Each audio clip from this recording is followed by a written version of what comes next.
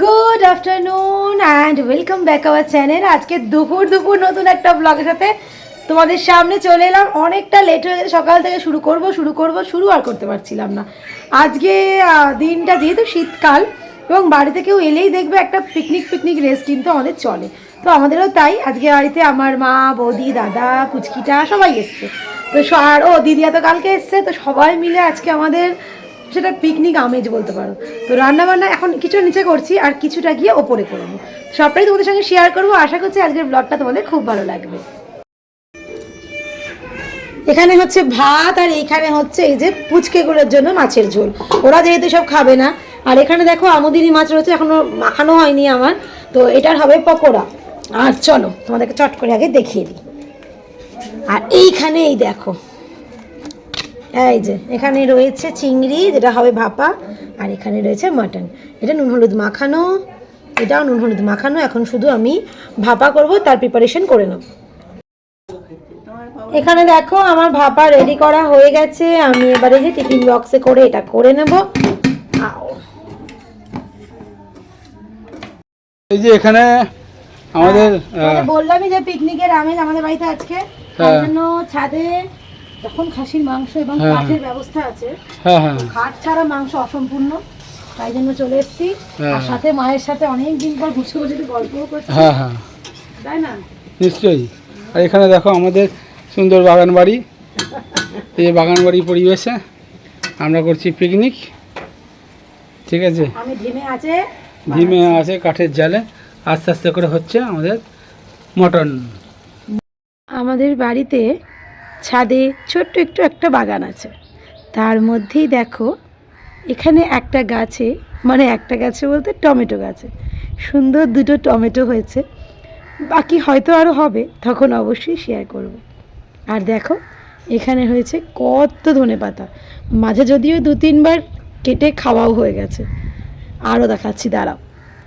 এই দেখো ছোট ছোট এরকম মালসাতেও দিয়েছিল, সেখানেও কিন্তু হয়েছে। এবছর ধনেপাতাটা বেশ অনেকই হয়েছে। আর সাথে ফুল গাছ তো আছেই।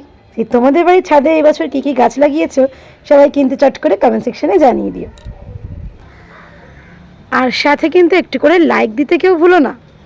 আর তোমাদের বাড়িতে কী কী ফুল গাছও লাগিয়েছো সেটাও কিন্তু কমেন্ট সেকশনে অবশ্যই জানিও। আর আমাদের এগুলো কেমন লাগলো সেটাও জানিও।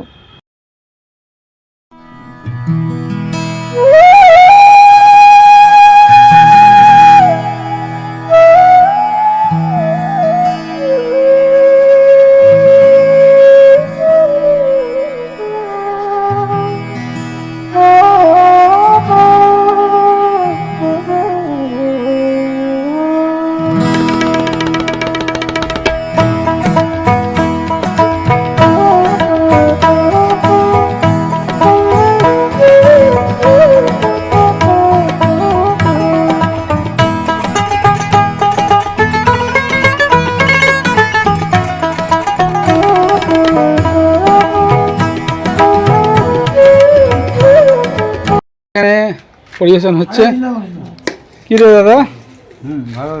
হ্যাঁ, এই আমুদি মাছ ভাজা। দেখি আমুদি মাছ, হ্যাঁ দেখা খারাপ, ভালোটাকে ভালো বলবে না, খারাপ বলবে কেন? খারাপ বলবে কেন? না খারাপ বলবে এটা কেন? হ্যাঁ, কেমন হয়েছে দাদা? ও আমুদি মাছ খাইনি এখনো? আমুদি মাছ ভালো হয়েছে। রিয়া মিথ্যা বলো, বলতো কি? আমুদি মাছটা ভালো আছে, কিন্তু দেখিনি চালটা ভালো হয়নি। ও চালটা ভালো হয়নি, ঠিক আছে। একটু মানিয়ে গুছিয়ে নিস একটু। কি বললো? হ্যাঁ, ভাতটা বেশি ফুটে গেছে। এটা বলবি, অরিজিনাল রিয়াকশন দিতে কি হয়েছে? আমরা কি বলেছি বলবি না? হ্যাঁ, হ্যাঁ। এই যে রিসান এখানে গান করবে। রিসান গান করো তো, করে গান করো রিসান। করো রিসান, গান জানে তো। আর এখানে রান্না মাংস, এবার নামানোর পালা, নিয়ে পরিবেশনের পালা। এই হচ্ছে ব্যাপার। এই দেখো এখানে গাছে ফুল ফুটেছে, এখানে ধনেপাতা, আর এখানে দরকার পড়লে টমেটো। টমেটো লাগবে রে? টমেটো লাগবে? টমেটো লাগলে নিয়ে নিতে পারিস, কিছু লাগে নিতে পারিস। দেখ এবার পড়বে চিংড়ি ভাপা। দাদা ভাই ডালটা কেমন খেয়েছো? চিংড়ি ভাপা ডাল কেমন খেয়েছিস? বেশ ডাল। ওই যে আরেকজন বলছে বদনাম করার জন্য বসে থাকে, বুঝলে তো, সময় পেলেই বদনাম করেছে, তাই না, খালি সুযোগ পায়। ঠিক আছে, একটু হ্যাঁ হ্যাঁ, এই যে ও শিখেছে। কারণ আমার নুনটা কম লাগলো। হ্যাঁ, নুন কম লাগলো, ঝাল কম লাগলো। কিরে কেমন হয়েছে চিংড়িটা? নুনটা একটু কম লাগলো। কি চিংড়ি ভাপাই নুনটা কম ভালো লাগে? হয়েছে। বল সেটাই তাহলে। এই এটা যত কিছু ভাতের দোষ। হ্যাঁ না না আমি চিংড়িটা এমনি শোনো, যদি ভালো না না পার থেকে তুলে নেবে, হ্যাঁ বুঝতে পেরেছো তো, যদি ভালো না বলে। না কাইটা খেলাম, হ্যাঁ নুনটা ঠিক লাগছে, কিন্তু ওইটা ঠিকই বলেছে ভাত। হ্যাঁ, নরম হয়েছে। শোনো, যেই বদনাম করবে না সঙ্গে সঙ্গে তুলে নেবে ভাতটা, ইয়ে তরকারি এই যাবে। তুলে নেবে। হ্যাঁ এটা তো মটন টেনে টেনে খাচ্ছে, মনে হচ্ছে খুব সুন্দর হয়েছে।